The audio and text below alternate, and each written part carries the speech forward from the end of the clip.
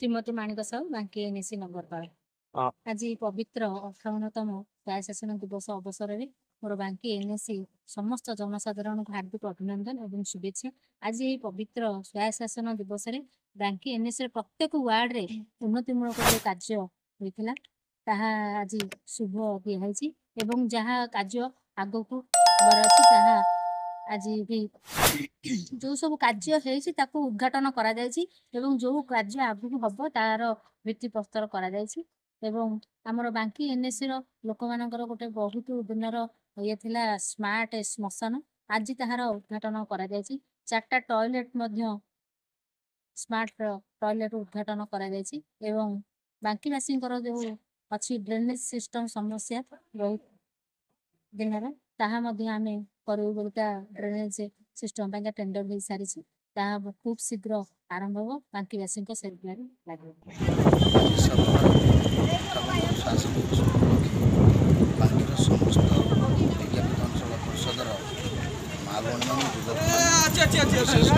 प्रतिष्ठान बांकीर जो मैंने बांकी की संजोग रास्ता समस्त भाई सर्वप्रथम मोर अंतर्गत अभिनंदन जनाऊँ। पवित्र स्वास्थ्य निज उपलक्षे आज बांकीर अनेक गुड़िया निर्माण कार्य उद्घाटन हो शुभ ता भितर आम देखा स्मार्ट मशान ताकू आज माननीय विधायक द्वारा लोक मान उत्सर्गित करागला। प्रथम थर बांकी स्मार्ट पार्क करने आज भित्तिप्रस्तर स्थापन करागला एवं आदर्श श्मशान सहित अनेक टॉयलेट जो मैंने साधारण जनता हितर लगे माँ भौणी मानकर भाई मानकर से बजार में अनेक जगह सुलभ शौचालय ठूँ आरंभ कर छोट छोट लो प्रतिष्ठा आज उन्मोचन करते गुड़े मुख्य रास्ता आज उद्घाटन कर दुईटी कल्याण मंडप आरसीएमएस एवं आरएमसी और बांकी एनएसी उभयर सम्मिश्रण रिन्यू कर दुईटी जगार